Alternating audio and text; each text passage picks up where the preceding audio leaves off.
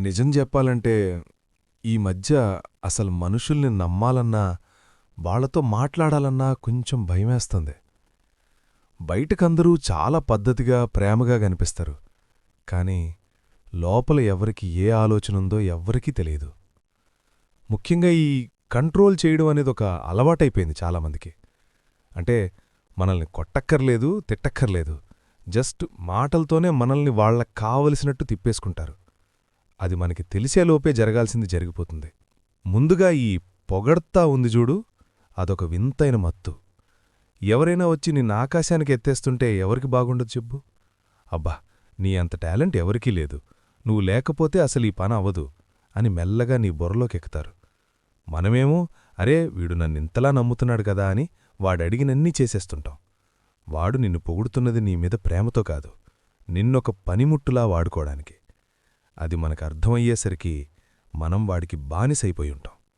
ఆ మైకంలోంచి బయటపడ్డం అంత ఈజీ కాదు. ఇంకా దారుణం ఏంటంటే ఈ గిల్ట్ క్రియేట్ చేయడం. ఇది చాలా ఇళ్లల్లో, రిలేషన్స్లో చూస్తుంటాం. నీకోసం నేను అది వదిలేశాను, ఇది వదిలేశాను, నువ్వు నాకోసం ఇంతకూడా చేయలేవా అని అడుగుతారు. అక్కడ ప్రేముండదు, కేవలం ఒక వ్యాపారం లాంటి డీలుంటుంది. నువ్వు ఆ పని చెయ్యకపోతే నువ్వేదో పెద్ద పాపం చేసినట్టు, ఎదుటి మనిషిని నమ్మించి మోసం చేసినట్టు ఒక ఫీలింగ్ నీలో కలిగిస్తారు. అప్పుడు నువ్వేం చేస్తావ్? నీకిష్టం లేకపోయినా, నీ ప్రాణానికి విసుగొచ్చినా వాళ్లకోసం ఆ పని చేస్తావు. ఎందుకంటే ఆ గిల్ట్ నువ్వు భరించలేవు కాబట్టి. ఇంకోటి, ఈ మధ్య ఈ సైలెంట్ ట్రీట్మెంట్ అనేదొక ఫ్యాషన్ అయిపోయింది. ఏదైనా చిన్న గొడవవగానే అసలు మాట్లాడడం మానేస్తారు. నువ్వు మెసేజ్ చేసినా రిప్లై ఉండదు, కాల్ చేసినా ఎత్తరు. ఆ సైలెన్స్ ఉంది చూడు, అది మనిషిని పిచ్చివాణ్ణి చేస్తుంది. మనం ఏం తప్పు చేశామా అని 100 సార్లు ఆలోచించి చివరికి మన తప్పు లేకపోయినా వాళ్ల కాళ్ల దగ్గరికి వెళ్ళి సారీ చెప్తావు. సరిగ్గా వాళ్లకు కావలసిందదే. నువ్వు ఎప్పుడైతే వాళ్ల కాళ్ల దగ్గరికి వెళ్ళావో గెలుపు వాళ్లదే. ఇకనుంచి నువ్వు వాళ్ల గీసిన గీత దాటవని వాళ్లకో నమ్మకం వచ్చేస్తుంది. తెలుసా, ఇవన్నీ చేసేవాళ్ళెవరో బయటవాళ్లు కాదు, మనకత్యంత సన్నిహితులు. అందుకే మనకదొక ట్రాప్లా అనిపించదు, ఏదో ఒక బాధ్యత అనుకుంటాం. కాని ఒక మనిషిని ఎమోషనల్గా బ్లాక్మెయిల్ చేసి లొంగదీసుకోవడం అనేది ఎంత క్రూరమో ఆలోచించు. మరికొందరుంటారు, వాళ్ళు మన బలహీనతల్ని వెతుకుతారు. నీకు దేనిమీద భయం, నీకెవరంటే ఇష్టం, ఇవన్నీ తెలుసుకొని సరిగ్గా అక్కడే కొడతారు. నువ్విలా చేస్తే వాళ్లకి చెప్పేస్తాను అనో, లేకపోతే నేను వెళ్ళిపోతాను అనో బెదిరిస్తారు. ఆ భయం నీలో ఉంటే నువ్వెప్పటికీ వాళ్ల గుప్పెట్లోనే ఉంటావు. అసలు మన లైఫ్లో మనకంటూ ఒక పర్సనల్ స్పేస్ ఉండాలి గదా, మన నిర్ణయాలు మనం తీసుకోవాలి కదా. కాని వీళ్ళది జరగనివ్వరు. కొన్నిసార్లు అనిపిస్తుంది, అసలిలాంటి వాళ్లను మార్చగలమా అని. నిజం చెప్పాలంటే వాళ్లు మారరు. ఎందుకంటే ఎదుటి మనిషిని కంట్రోల్ చేయడంలో వాళ్లకొక రకమైన పవర్ కనిపిస్తుంది. ఆ పవర్ వాళ్లకొక కిక్కిస్తుంది. మనం ఎంత లొంగిపోతే వాళ్ళంతగా రెచ్చిపోతారు. కాని ఒక్కటి గుర్తుంచుకో, నువ్వు ఎవరికీ ఏమీ బాకీలేవు. నీ సంతోషం నీ చేతుల్లోనే ఉండాలి.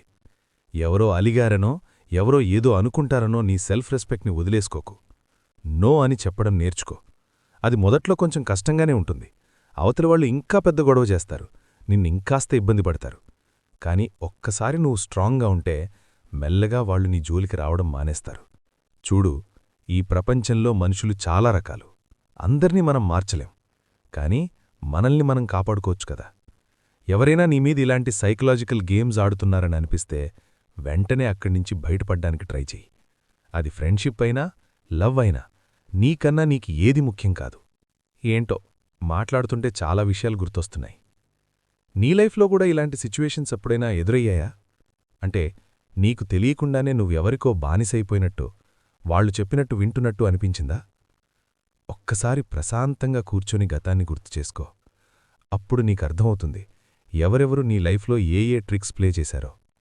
అది తెలిస్తే నెక్స్ట్ టైం నువ్వంత ఈజీగా పడిపో. సరేలే, ఇంకా చాలా ఉంది చెప్పడానికి. కాని ఇప్పుడే అంతా చెప్తే బోర్ కొడుతుందేమో.